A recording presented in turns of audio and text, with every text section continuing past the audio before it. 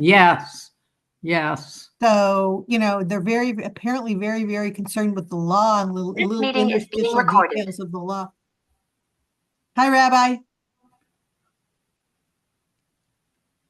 Hi. Hello, Rabbi. Can't hear you. How are we doing? Ah, there we go. Very We're trying to sell your JLI class. It's not my JLI class, it's JLI's class, Is but he with I was us? JLI's going to. class. Jerry, Yeah. do you have the book for Tuesday night class? Yes. Yes, I have it. Oh, Rabbi, could you mail the book to me, please? Yes. Okay, Yes. thank you. I'll We're ask you only, if you don't mind, email me your the address. okay. Thank We will you. get it, we will get it to you.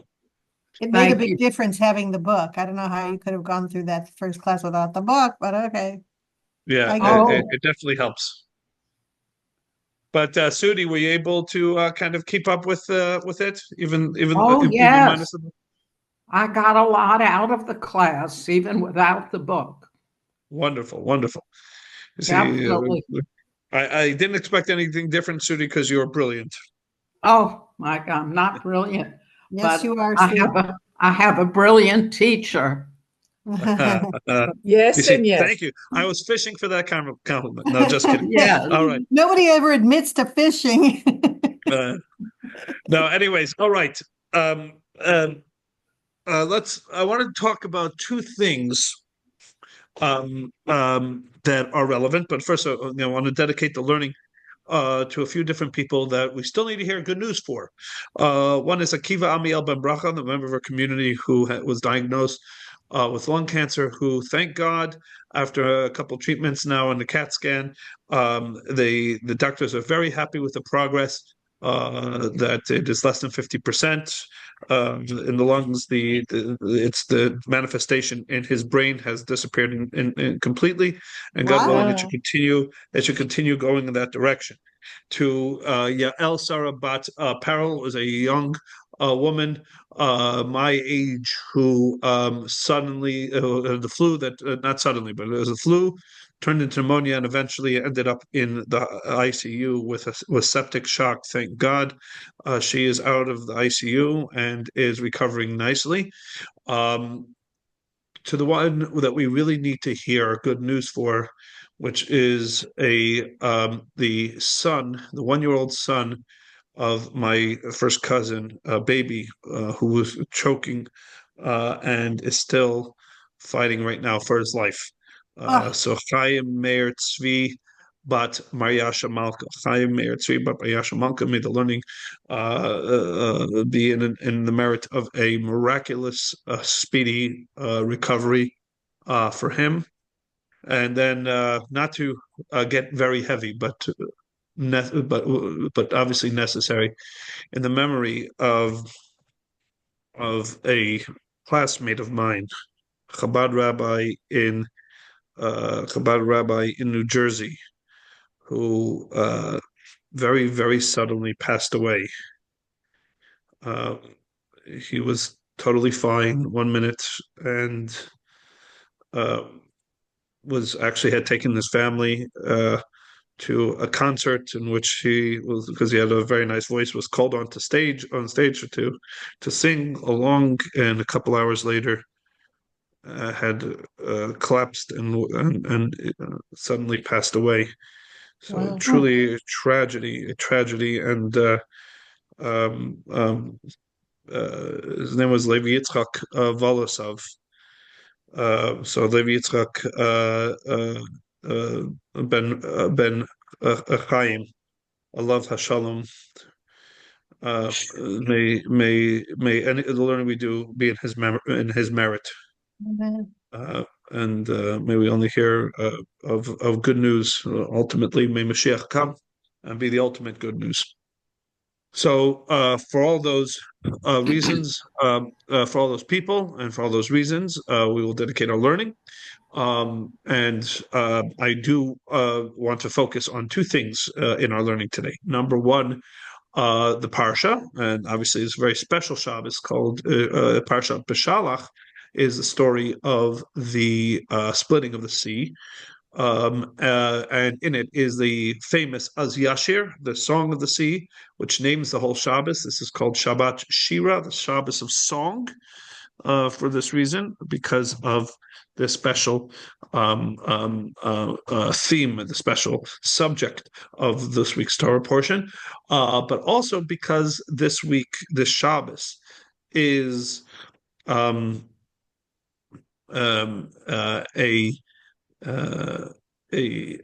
Shabbos of Yud Shvat. Yud Shvat is the 10th of Shvat, and on this calendar day is the day that the previous Lubavitcher Rebbe, the Rebbe Rayatz, Rabbi Yosef Yitzchak Schneerson of Lubavitch, passed in the year 1950, and 1 year later, on the anniversary of his passing in 1951, our Rebbe took over and began the era of Chabad as we know it today.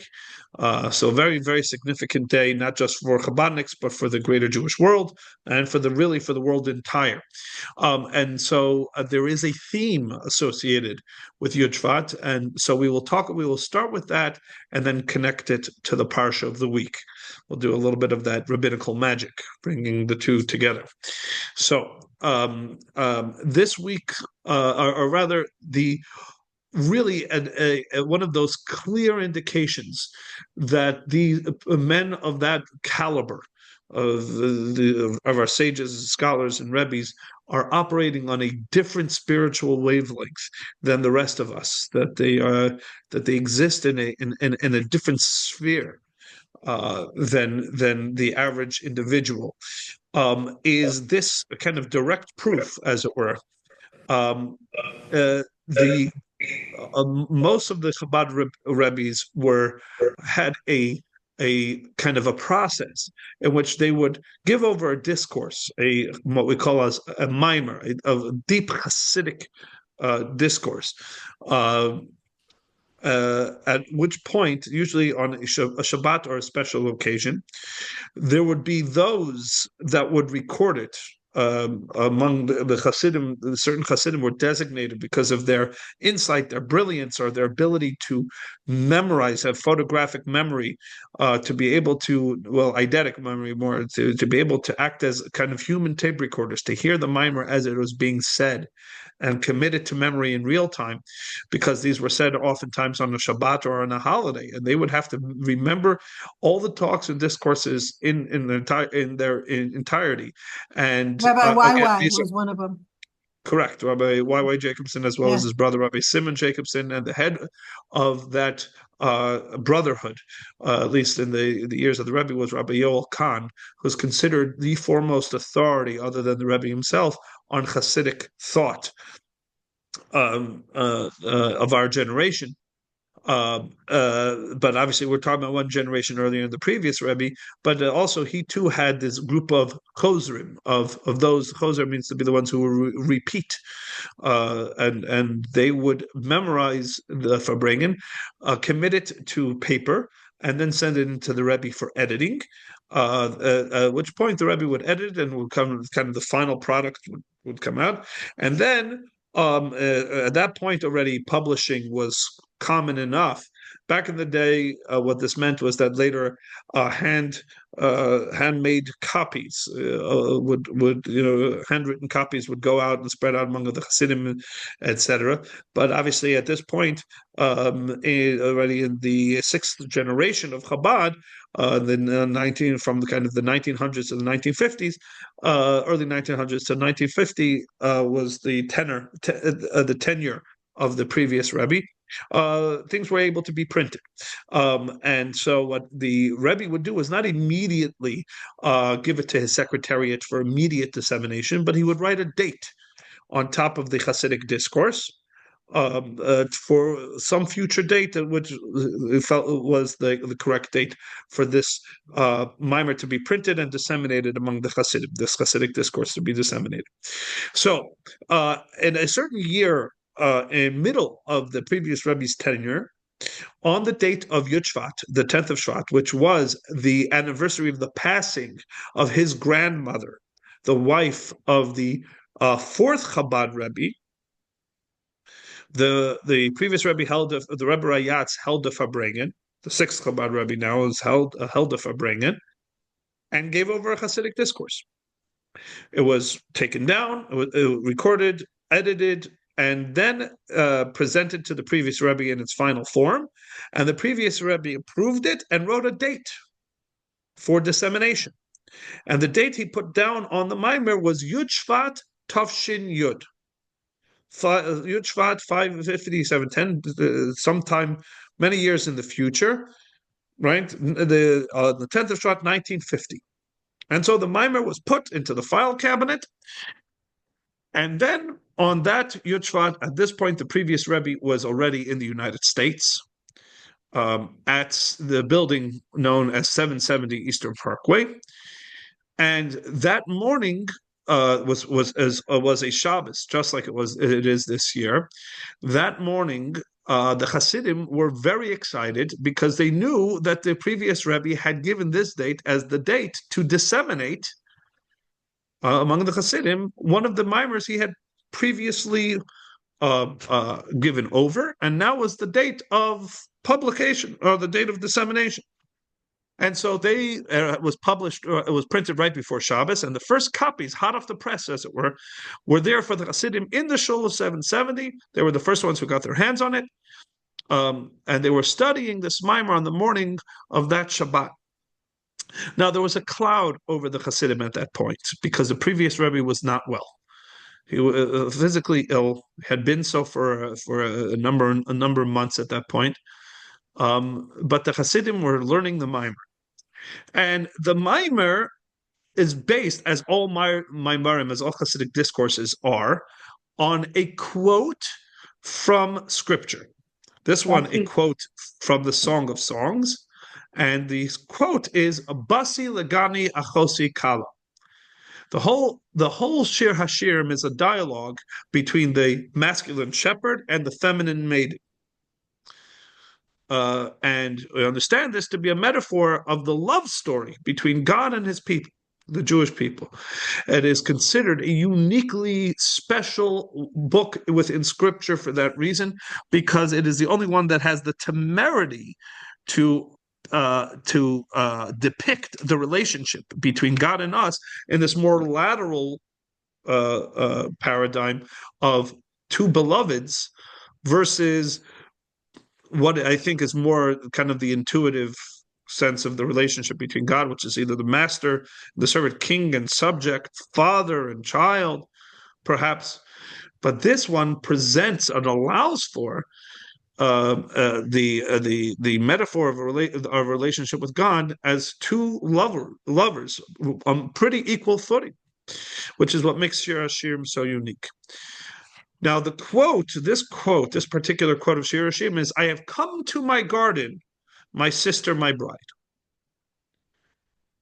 Now, the Midrash clarifies the Talmud, what period or what is this, which moment is this verse in Shir Hashirim referring to? And the Medrash Rabbah in Shemot, and by the way, requoted in the Medrash on Shir Hashirim, there is the Midrash on Shemot and the Midrash on Shir Hashirim. Now we understand, obviously, why this passage would be discussed in the Shir Hashirim in the Midrash on Shir Hashirim. But why is it discussed? Why is this passage from Shir Hashirim discussed in the Midrash on Shemot? Well, because in Shemot it talks about the moment of Mount Sinai, right? And the Midrash says that this quote from Shir Hashirim is referring to the moment of Mount Sinai. That when God came down on the mountain, on Mount Sinai, he was declaring, I have come to my garden, my sister, my bride. Turning to the Jewish people, making this declaration, I've come to my garden.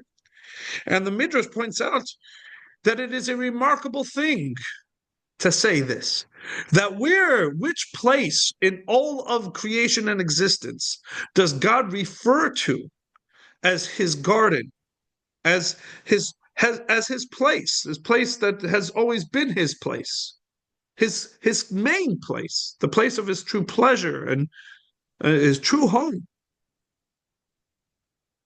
God is making that statement. God descends down on Mount Sinai and says, "Honey, I'm home." When he comes to this world, when he leaves heaven and he comes and he descends down into this world, that is a moment when he says, "I'm home." Is that about honey though, or is it about home? It's about both, but in this case, focusing on the home primarily. Well, we'll see, but that itself speaks to the honey. Give it a moment, because it's both. Yes, very intuitive, Paula. But what it does do is it flips on its head what most people would assume, that if they had to think, where is God's primary abode, as it were, heaven or earth? Pretty much every religion, including most Jews, would say heaven. Of course, heaven. Where's God? There, right? Point towards God, right? Almost everybody would assume that heaven is far more the abode of God, of the divine, than this world. And yet this quote from Shir Hashirim flips that on its head. And so the Midrash goes on to explain and say, if that's the case, then why was God in heaven up until this moment where God came back home, as it were? So the Midrash says, the makom shahaya ikari batchila, the ikar shchina betachtonim haisa, that the main shchina was down here. Then what happens? Va'al yedei chet eitz hadat nistalka hashchina me'aretz l'rakia. Va'al yedei chet, I'm quoting verbatim, by the way. Va'al yedei chet Kayin ve'enosh histalka hashchina me'rakia bet legimel, me'rakia aleph lebet mibet legimel. And so on and so forth. The Midrash basically says that God, before the sin of the tree of knowledge, he built the world, and his primary abode was here, not heaven.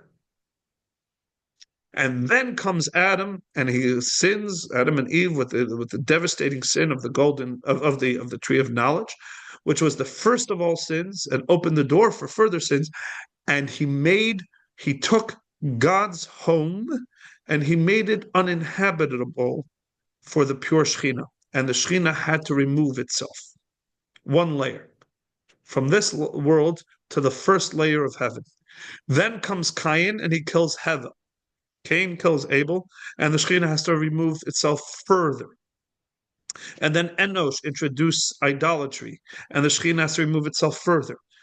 And subsequent sin after subsequent sin, until the Shekhinah has to be removed all the way to the seventh level of heaven. And there it was, exiled from its home, as it were, until the Achakach, says the Medrash, Amdu Shiva Tzadikim, arose 7 righteous figures in history, V'hori dueth Shechina lamata ba'aretz, and they started to bring the Shechina back down. Avraham zacha v'hori Shechina mirakia zayin levav. Again, quoting verbatim here. Avraham was meritorious, and he brought the Shechina from 7th down to 6th. Yitzchak from 6th to 5th. Yaakov, etc., all the way through. Ad ki Moshe shehu hashvi v'chol hashviin chavivin. V'horidu et hashchina lamata ba'aretz. V'zehu basi legani lignuni. Until Moshe, who was number 7, and all 7s are precious, and he succeeded in bringing the Shechina all the way back to earth, and that moment was Mount Sinai. And God didn't come down to earth, didn't reach all the way down to earth. Rather, God came back home. So this is the quote upon which the previous Rebbe and the quote of scripture and the passage of the Midrash, that the previous Rebbe bases this entire Hasidic discourse, and goes on to say that it happened at Mount Sinai, but it's permanent. The permanent abode for the Shechina was the Mishkan and subsequently the Beit HaMikdash, which was a place where divinity was manifest in this world, and goes on to talk about how we took physical objects of this world and we transformed them into divine. We took the wood and the gold and the silver, and that's the theme of the previous Rebbe's mimer, of the previous Rebbe's discourse. This discourse he put a date on, a date that would become very significant. The 10th of Shvat, in the year 5710, 1950. Now, what is remarkable is, as I already kind of mentioned it, but a lot of the mimer is devoted to number 7 being very special. The 7th generation. Avram was the first, Yitzchak was the second, Moshe is the 7th generation. And because he's the 7th generation, he's the one who's going to get it done, all about how special the 7th generation is. Now, the Hasidim are learning this mimer, and to them, it's an interesting anecdote, this 7th generation discussion, but kind of not relevant. Why? Because the previous Rebbe is the 6th generation of Chabad Rebbes. The Alter Rebbe, the Mittel Rebbe, the Tzemach Tzedek, the Rebbe Maharash, the Rebbe Rashab, now the Rebbe Rayatz. So that's 6. Okay, so they're learning, okay, so Moshe, this is a relatively irrelevant bit of information about how special the 7th generation is. That's how they were looking at it until the news came down as they were learning the mimer that Shabbat morning that the previous Rebbe had passed. The previous Rebbe, decades before, had given a date for this mimer to be printed on the day that he would pass and the 6th generation would transition into the 7th generation.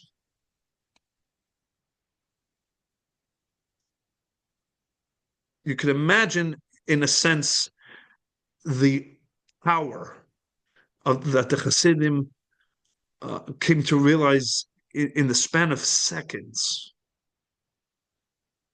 that the Frierdiker Rebbe was, to a certain degree, accompanying them in this moment of tremendous upheaval and transition, and saying, let me help you prepare for what is about to happen, or what is going to be happening as you are reading this mimer. 1 year later, on the anniversary of this day, the Rebbe begins his tenure, the tenure of the 7th generation. And the Rebbe begins his first inaugural discourse, which is how you accept. He indicated that he accepted the leadership because only a Rebbe could say a mimer. Up until that point, the Rebbe was giving advice and he was giving direction, but he had not officially accepted the mantle of leadership. In fact, he rejected it publicly. Many people said, "Oh, Rebbe, are you?" And the Rebbe would be referred to as the Rebbe. The Rebbe said that was his father-in-law, and those that would insist, he said, "Stop with the foolishness." Even at that Farbrengen itself in 1951, 1 year later, one of the Hasidim, named Rabbi Sender Nemtsev, who partial to, Of not course. surprising. He's not related to me, just had the same name. But Rabbi Sender Nemtsev got up at this historic Farbrengen, and after some of the Negunim, whatever it is, the Rebbe was Farbrengen like great kind of community leaders Farbrengen, right, with their community. But it wasn't that the Rebbe had accepted to be the Rebbe. And the Rebbe was giving talks, sichos, talks, inspirational talks, and Negunim. But this Rabbi Nemtsev stands up and had the chutzpah, as it were, to speak on behalf of the Chassidim. And he said, Rebbe, he said, the raid is good, the words are good, but the Olam bet Chassidus, but we are asking for Chassidus. Say a mimer, in other words, become a Rebbe. Formally accept. Public, we've all already have in a sense sworn fealty to you. Accept the mantle. And he said this begging because it had been a year where the Hasidim felt like they were orphaned.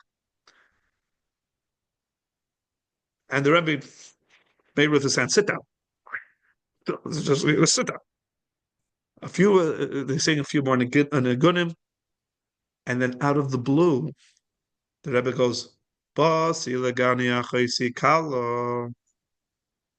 a recording of this, and you can hear the electricity run through the room.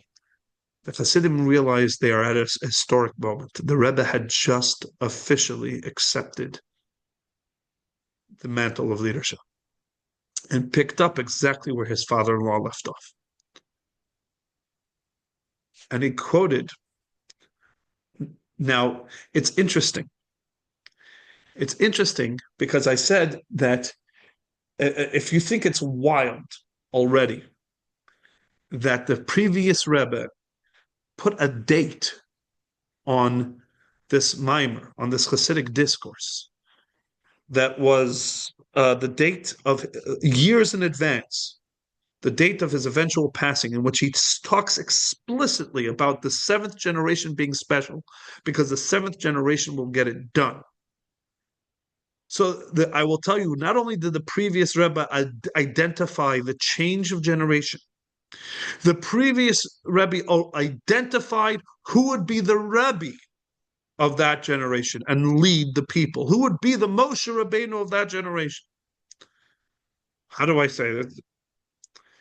Because I said in the beginning that the way the mimer is written was Basi Lagane Achosi Kala, right? Quoting from Shir Hashirim.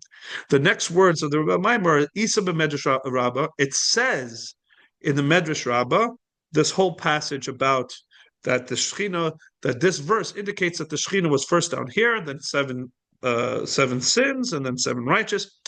But the way the Frierdiker Rebbe writes it, when they sent it in, the Frierdiker Rebbe added a word. And he writes like this.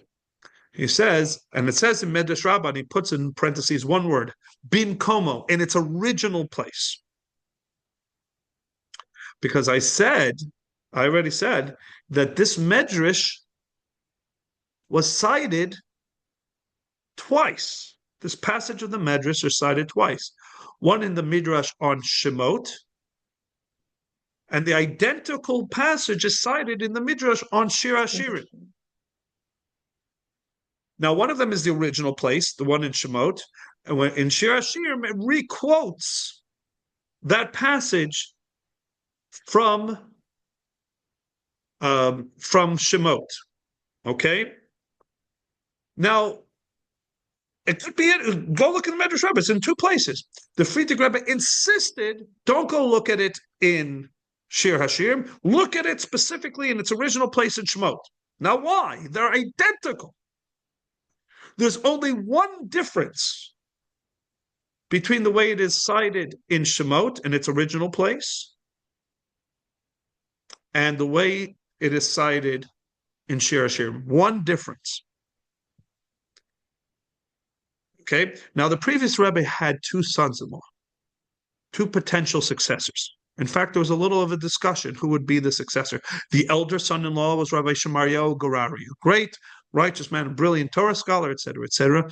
But those who were in the know knew that Menachem Schneerson, Menachem Mendel, the previous Rebbe's younger son-in-law, was actually the one better suited. But there wasn't a clear-cut, in a sense, statement from the previous Rebbe. It's just everybody who was in the know knew that, to the point that by the time they got to 1 year later, it was clear. In fact, actually, the Rebbe's elder brother-in-law became his most devoted chassid. It's a remarkable thing.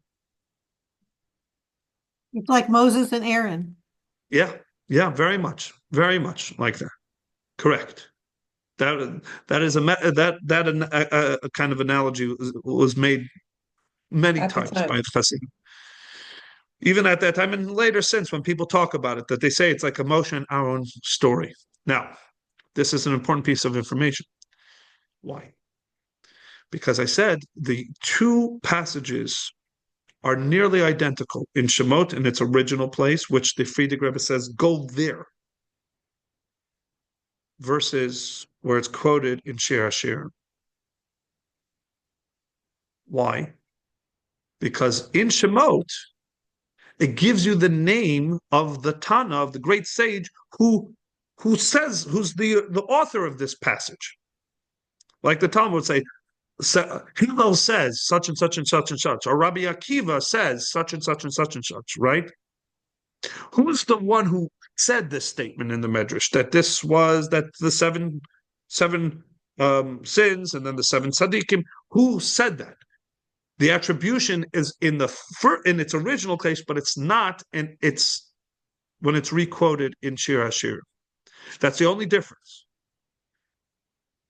So the only thing that the previous Rebbe could be pointing to in insisting that you look at it in its original place is the author of this statement. The previous Rebbe wants you to know who the author is. And because the passage starts, this passage just in Shir Hashim just says, but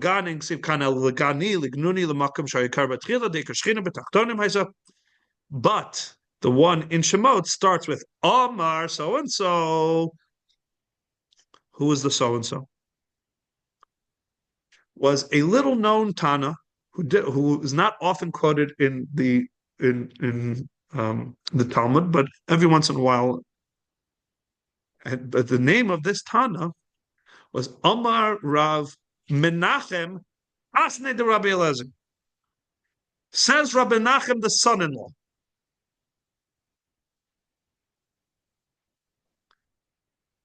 Rabbi Menachem, the son-in-law, says, and the previous Rebbe, decades before, says, I want this mimer for Yud Shvat in 1950, and I want to make sure that everybody goes and looks, not at the general Midrash, but specifically at the place where it's quoted, where the Midrash is quoted, and the author of the Midrash, who was Menachem, the son-in-law. Wow. I have Again, I have an advantage over everybody else in the class because I was in shul last Shabbos. So in getting to hear this again, it allowed me to be thinking about questions that I hadn't gotten to. And this is kind of fundamental, so I'm going to ask it here. Sure. When we talked about what Paula's ending is that I already spoke about the history of this this past Shabbos. But go ahead, Paula. The idea that the Shechina's place is on earth, in a garden, in the garden, if you will, and that it kept getting further and further removed. My question is this: and please fix this. I thought the Shechina was an aspect of Hashem. It's not Hashem. So the answer to that is, in fact, what the Rebbe then devotes the entire the previous Rebbe, what becomes a fascinating kind of theme, recurring theme every Yud Shvat, is that from that year forward, every year of the Rebbe's tenure, on the day of Yud Shvat, the Rebbe gave an installment of Basi Lagani. Every Yud Shvat, the Hasidic discourse was Basi Lagani without fail. And what happens is that there was 20 chapters of the previous Rebbe's discourse. It was actually like a serial discourse. 4 discourses all combined together for a total of 20 chapters. And what the Rebbe would do is each year, starting from 1951, right, he would explain the next in this chapter. Right. He would highlight the previous Rebbe. This was making a point that his devotion to the Rebbe who came before him, that on this day, in a sense, the foundation of his entire Rebbehood was built on the foundation of the Rebbe who came before him. So that the Hasidic discourse in 1951 was his further elucidation, was like the Gemara to the Mishnah, as it were, of the first chapter of the previous Rebbe's Mimer. The second, 1952, was chapter 2, 1953, chapter 3, so on and so forth, until 1970, right? At which point he completed the full 20 chapters. What did he do in 1971? Again? Started again. Started again. Yeah. So, for example, and to this day, we pick up in that cycle, right? So we are studying chapter 15 of the previous Rebbe's Mimer and the Rebbe's elucidations of the year 1965 and 1985. There's a Hasidic discourse of 1965 and 1985 that is chapter 15 of the previous Rebbe's Mimer, because we're in the year in 2025. So basically, we continue that cycle in deference to the Rebbe. Why do I tell this to you, Paula? Because what the Rebbe did is, while the previous Rebbe, the focus of his general Hasidic discourse was on what I told you about, the principle that we will be talking about here, which is the refinement of taking the physical matter of this world and in the sense the things that could be potentially negative and turn them into positive, which is what makes this world unique. Put a pin in that. We'll get back to that in a moment. But that's why this world, more than any other world, is the world of God's primary abode. The Rebbe zeroes in on that first chapter of the previous Mimer, of the previous Rebbe's Mimer, in which he discusses Shechina, the nature of Shechina. Because the exact quote from Shir HaShira is, Iker Shechina b'tachtonim haisa. The main Shechina. When you use a word like that, it connotes that what? Or others. There There's are other others. Shechinas. Yeah. Right? Last time I checked, we didn't believe in polytheism. Right? So what do you mean main Shechina and other Shechinas? And the answer to that point is, Paula, it's an aspect, as you said. It's not an address. Okay. It's an aspect. In other words, there's multiple levels, as it were, of godliness, right? In the entire chain.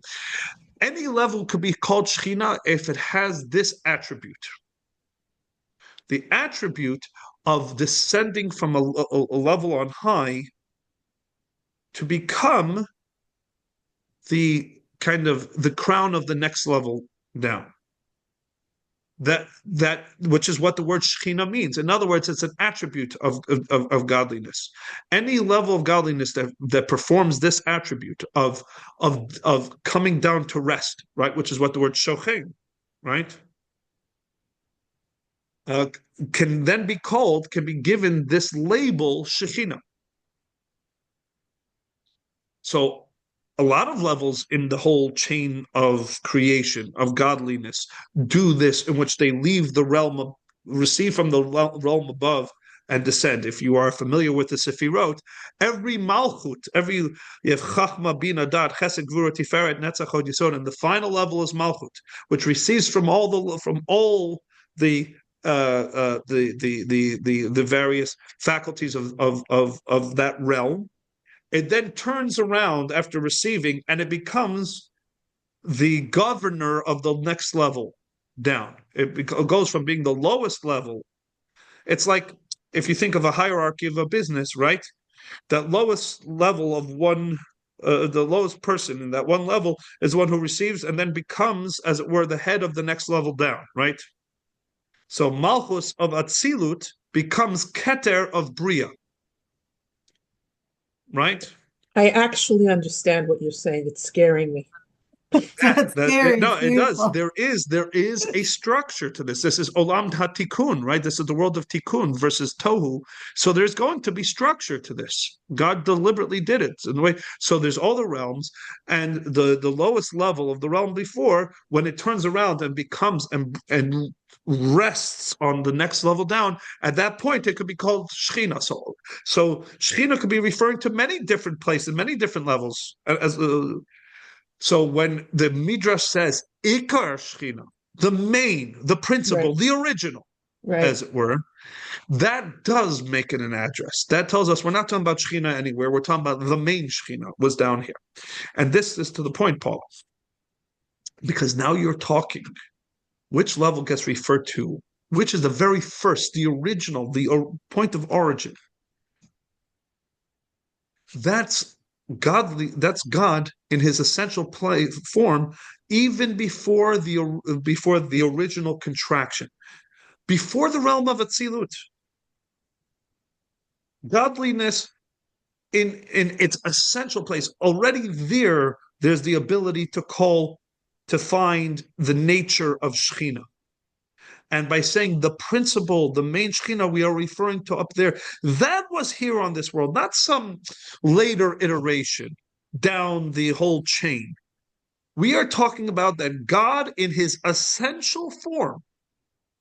This Ikar. Yeah. The Ikar that could be called Shekhinah. That, you see, Paul, so that the word Ikar clarifies when God says, I have come, honey, I'm home, right? Turns out that we're not, the first part of the Hasidic discourse is not to explain the honey or the home, but to explain I, right? Which level of God? That's cool. That's so cool. I am home. The essential I. Yeah. The essential I was the Ikar Shechina, not just some later iteration of Shechina. Ikar Shechina betachtonim haita. That's what's mind-boggling about the Midrash, that God in his essential form chose to exist here more than any other location. So the previous Rebbe's Maimer continues, and the Rebbe picks up on this point. Why? Why this world? And the Alter Rebbe, the Rebbe then cites, and this is another remarkable thing of the Rebbe's Maimer, the Rebbe's original discourse. The first we talked about what made the previous Rebbe's Maimer so unique, the story within the story, not just the theme, but the fact that he said it for this date, and the fact that he made that subliminal reference to his future son-in-law, to his son-in-law who would be the future Rebbe. But the Rebbe's Maimer also has a story within a story. Because in that first chapter of the Rebbe's Maimer, he cites in order all the previous Rebbe's. In building his Maimer, he cites first the Alter Rebbe, and then the Mittel Rebbe, and then the Tzemach Tzedek, and then the Rebbe Marash, and then the Rebbe Rashab, and then the previous Rebbe. Just in that first chapter, he quotes in order from each one of them, building his Maimer. In order. It was remarkable. And then does it again over the course of the rest of the Maimer, quoting them each, and then at the end of the Maimer tells a story of each of them. Wow. The incredible deference that the Rebbe was displaying in his inaugural address, citing, can you imagine a president got up and cited in order, building his speech and weaving in order all the presidents that preceded. Lahavdil. Right? But the Rebbe did this, and the Hasidim are listening. And he never stopped calling his father-in-law the Rebbe. Correct. He always referred to the Rebbe this, the Rebbe that. The incredible humility. He didn't say my Rebbe. He didn't say the. He didn't say I am me as the Rebbe. So there was this an unbelievable sense in general of the Rebbe, the gravitas that the Rebbe understood of those who preceded, upon whose shoulders he was standing, as it were, or the generation was standing. And while the Rebbe focused and says, how could we not, when the previous Rebbe himself is pointing a neon arrow to what is unique about the seventh generation, which is us. And the seventh generation, just like Moshe Rabbeinu, is the ones who have to get it done. All the rest of the generations, and that was the whole focus of the Rebbe's kind of says, this is the generation that has to get it done. But the Rebbe, but first, what are we getting done? What is it that makes us unique? What is it that all the levels of heaven do not have and we do? And the answer to that question, simply put, is the fact that we are in a transformational world. That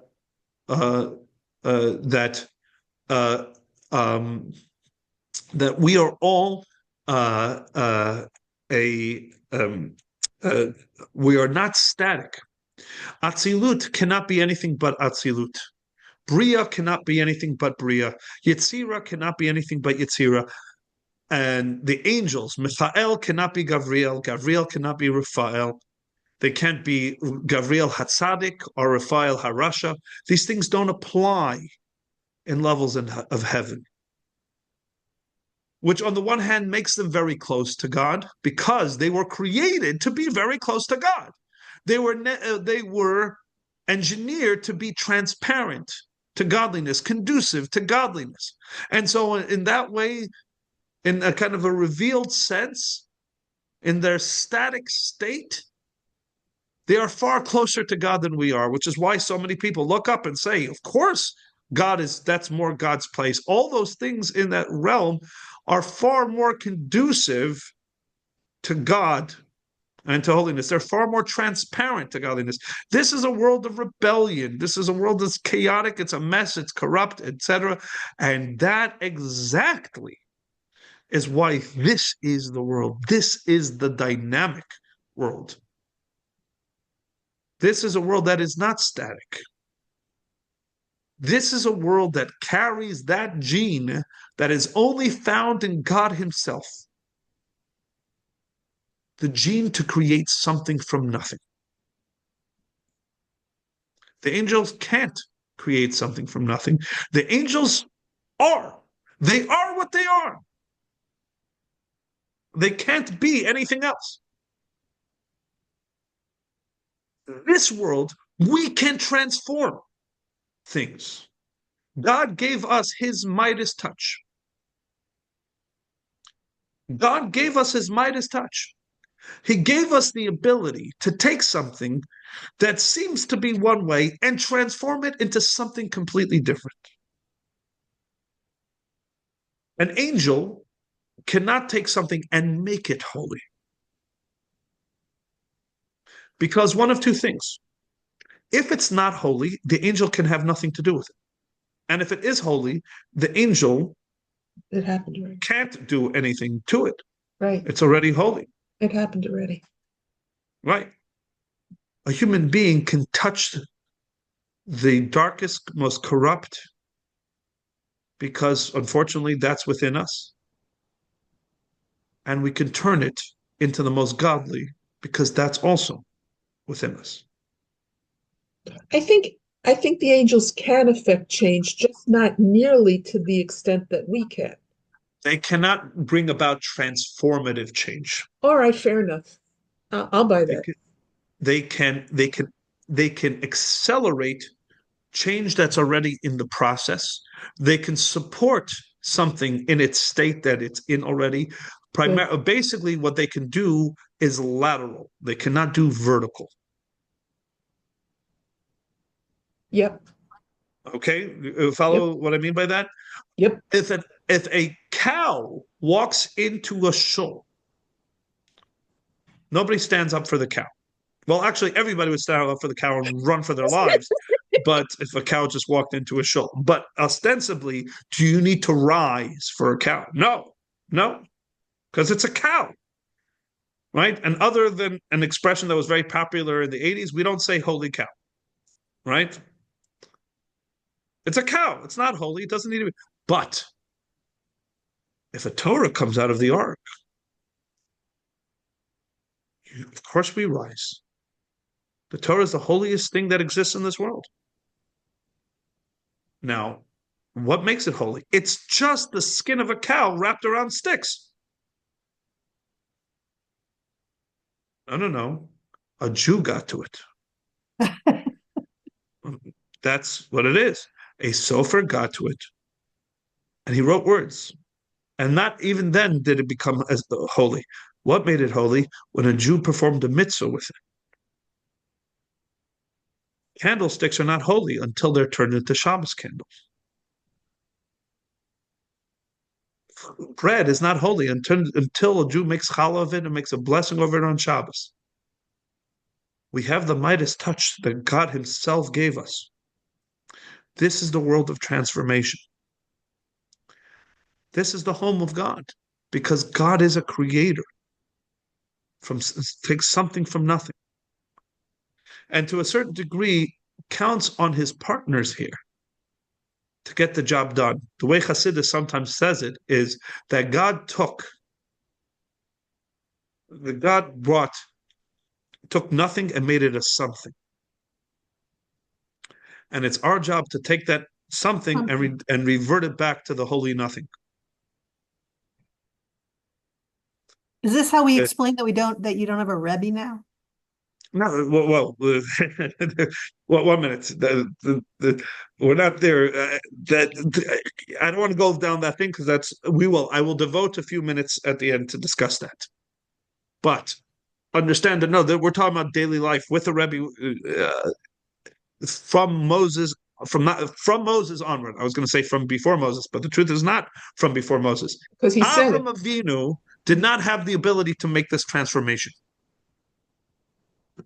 Avram Avinu would be able to make a pair of tefillin, make a bracha on the tefillin, put on the tefillin, have his soul elevated because he had done something spiritual and godly, but the tefillin would stay just leather. He would be able to take those tefillin and throw them in the garbage. They were not holy. How do we know this? The text itself tells us that the world did not have holy objects. No matter how long Abraham, Yitzchak, or Yaakov lived, there was no holy objects in the world. How do we know this? Because whenever an oath had to be made, right? What's the expression? Place your hand beneath my loins. Why was that necessary?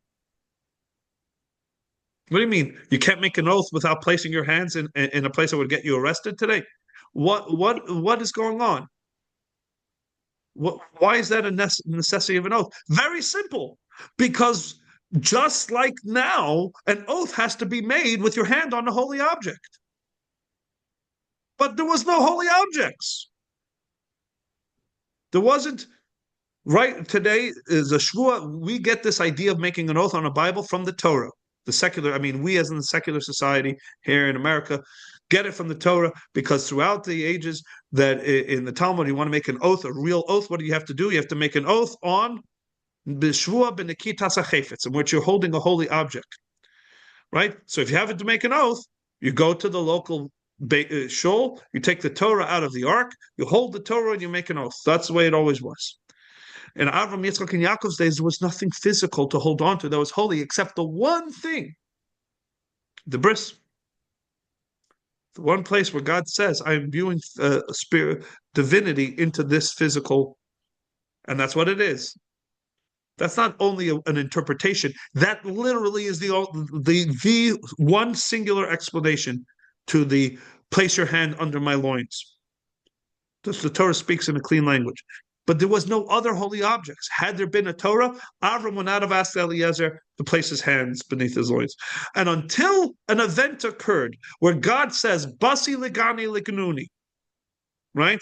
I have come down on my mountain. I've come back, and heaven and earth are once again reunited, so that that heaven can be imbued in the earth. That through the acts of a human being, we can take the physical and imbue it with the divine. Because God says, I reconnected that by me coming down on Mount Sinai. I have given a physical location to my divine presence. I have married the physical and the divine again, in a manifest way, in a way that hasn't really happened since Adam.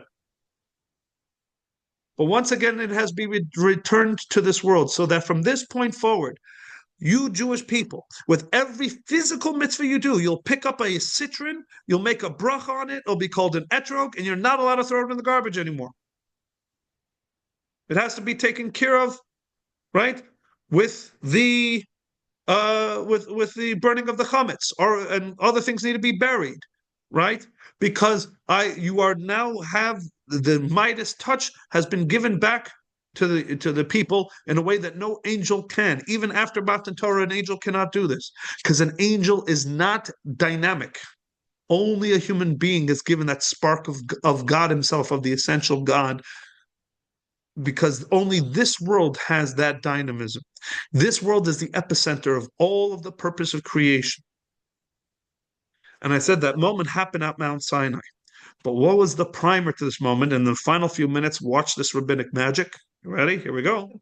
Are we going to Bishalach? What was the primer for Mount Sinai? The splitting of the sea. Oh, sorry. Because the obvious question you can ask yourself is, why in the world did the splitting of the sea need to happen? Oh, what do you mean? Because God had to get rid of the Egyptians. Or the Jews had to cross to the other side. Well, first of all, the Jews did not have to cross to the other side. In fact, they didn't cross to the other side. They made a U-turn in the sea and ended up on the same side. And then walked around the land bridge. Because if you notice, the Sinai Desert is not the Sinai Island. There's a way, it's the Sinai Peninsula, right? There's a way to go over land from Egypt into the Sinai Desert, and from land from the Sinai Desert into Israel. So there was no need to go to the sea. And in There's a fact, mikvah. ultimately, that's what they did. They came in, out, and then went over into the Sinai Desert. Was it the mikvah? So, no, not the mikvah. No.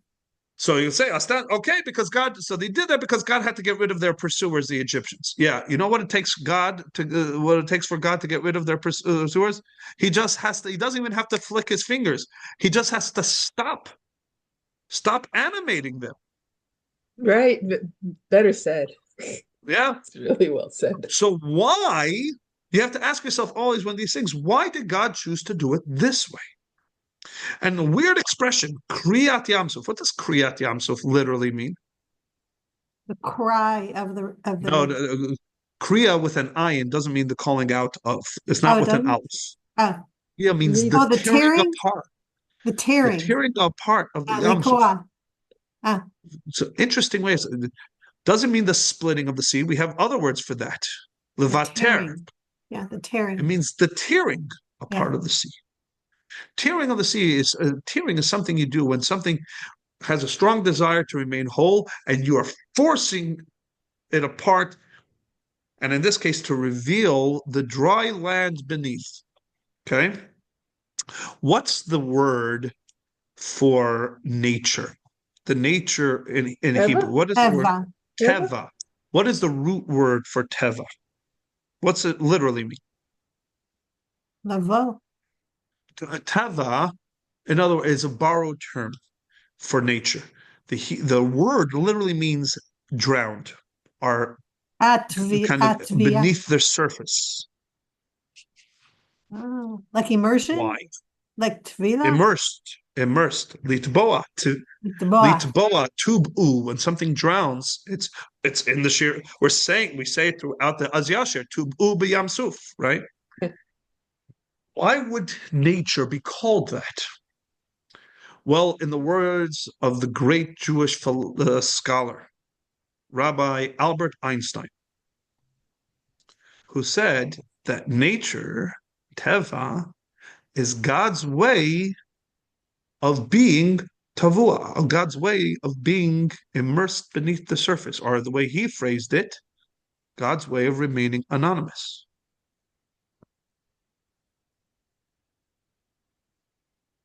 So the truth is that this world, with all its corruption, all its badness, and all its et cetera, could either be seen to be exactly that, or you can understand that at its core, it is divine. This is God's garden. And that would make the role of the Jewish people to tear apart the facade and reveal that which is really there. To show that the world, that what you see on the surface is not in fact what's really going on. Tear asunder the facade and reveal that which has been not drowned, but immersed beneath the surface. That's exactly what we start doing from Mount Sinai on. That's what we do for the rest of our existence, as we do Kriyat Yamsuf. We pull apart the facade and reveal that which has been immersed in it the whole time.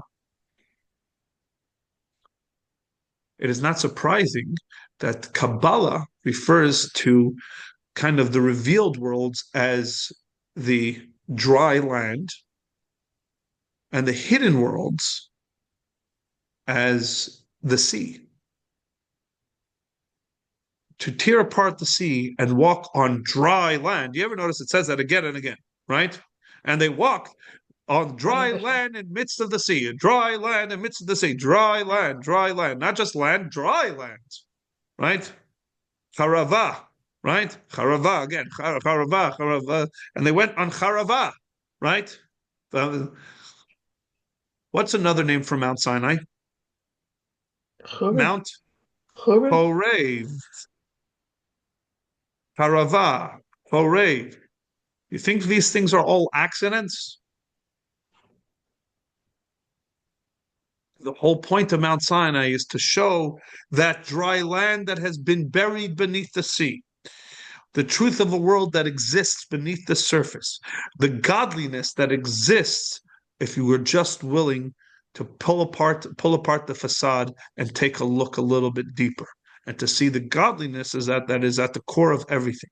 So God says, I'm going to walk you through the sea so that when we get to Mount Sinai, you understand what your marching orders are. You understand what you have to do. You will have had, just like the Seder, is a 5 senses experience to teach the lesson, right? Walking through the sea. And what does it say about the moment of the sea? Again, if all I'm saying is true and not just some, nice version, then it would have to be that at the sea, the people experienced just a nice metaphor to see, and now we get to see all the fishies. So there's a whole world beneath the surface of the sea. But also it would have to be that at Mount Sinai was the greatest divine revelation that the people ever experienced, right? The sea would split, and at that moment, divinity, right? Because that would be what God is trying to say, that if you can split the sea, God will be more manifest to every single one of you if you manage just to split the sea, right? Because that's the theme. That's what we're saying, in fact, right? Was that the case? Or did they just get to see fishies? What was revealed to them when they crossed through the Red Sea?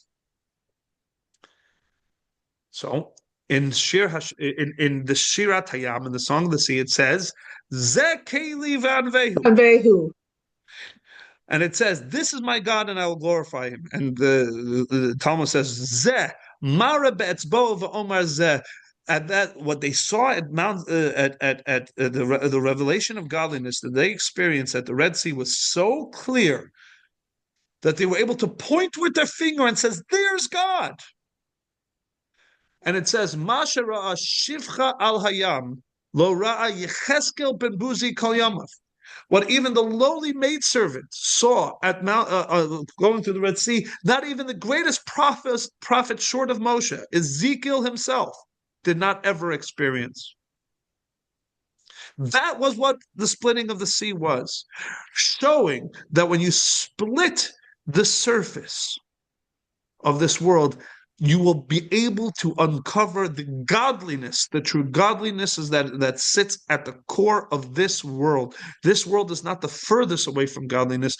This world is the closest, the greatest potential manifestation of godliness, as long as you're willing to look beneath the surface. And I'm going to make that your job, Jewish people. Take physical things and make them holy. Or more importantly, take physical things and reveal their true divine potential. Have them rise to their truest potential. That is what this is all about. So, Jerry, just because we're already 7 minutes over, we ask. So, does Chabad not need a Rebbe? Or Chabad? The answer is no. Chabad does need a Rebbe, and the position is not vacant. That's an interesting answer. Without a doubt, the position is not vacant. We are all still the disciples and Hasidim of the Rebbe, who is still the leader of this generation. Oh, but he's not physically alive. He's not physically with us. Okay. When was the last time that it seems to be that the legacy of the Rebbe has had to be hindered by something as unimportant as physical life? The Rebbe is now more influential than than even before his passing. The Rebbe's legacy and impact and influence, and that is ultimately what the life of any great tzaddik is, to move and drive their disciples and the world around them towards a greater connection to God. Is the Rebbe at all failing in this continued task? No, this is the generation of the Rebbe. The Rebbe is more influential. So who's the Rebbe of this generation? Rabbi Menachem Mendel Schneerson. We say, wait, that's impossible. He's no longer alive. Impossible. Why? Because his influence, because now the latest Chabad rabbis that are going out on shlichus not only didn't get to interact with the Rebbe, they weren't even born during the Rebbe's life, and yet they are as devoted as the to the Rebbe's vision and mission that he put out before us, and with between the thousands of letters and hundreds of talks and directions and videos they can watch, there we are seeing, my children included, growing up to be disciples of the Rebbe and his vision, committed towards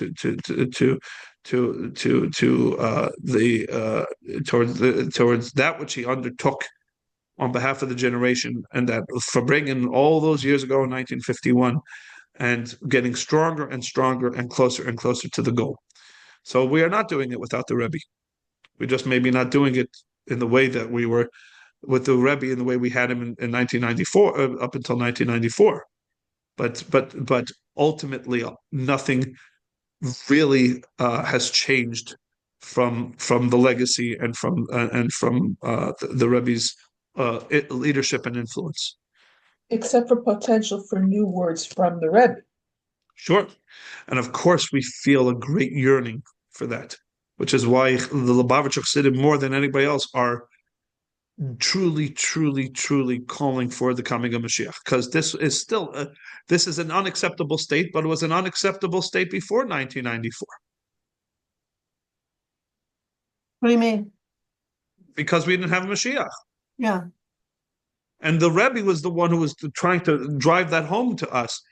Great, we had a Rebbe, and great we had Brooklyn, and great we had whatever it is, and great we have Israel, and great we have Jerusalem, great we have a Kotel, but there's a destroyed Beit HaMikdash up there. None of this is acceptable, not until Mashiach is here. So now we just feel it more acutely, without a doubt. But we've always been an orphan generation. We've been orphaned for 2,500 years. So we stay resolute to the mission and to the purpose, and God willing, in our days, speedily in our days, we will see ultimately the satisfaction of this effort, the goal of this effort, with a rebuilt Beis HaMikdash being reunited with the Rebbe and all the great, all our loved ones and all the great leaders throughout the generations, with the coming of Mashiach. Amen. Amen. Okay. All right, Thank you, everybody? Rabbi. Wow, Absolutely. amazing class. I always say amazing class. I don't have any more words. Well, I again gratified that to be able to pervade these words. None of them are mine. But No, anyways, they're yours. Thank you so much, Rabbi. all right. Shabbat shalom shalom. to everybody. Shabbat shalom. Do something special for this day, Yud Shvat. Really, truly, you're all Hasidim of the Rebbe, all of you. If I tell you what I did today, you'd be pleased. So let's just leave it at that. Uh-oh. All right. Well, no, I still want to go. I do have to run, but I would like to hear. So if you're willing to share it, then please contact me. But otherwise, We'll get it. Everybody, Yud Shvat is a day that you have to figure out what is a way that I can show the Rebbe that I am in fact his chassid. And that his vision and his mission is something that I adhere to and I commit to. It is tov v'yashar, emet v'yatziv v'nachon v'chayam v'yashar, to do it. All right, everybody. Shabbat shalom. Have a good Shabbos. Thank you.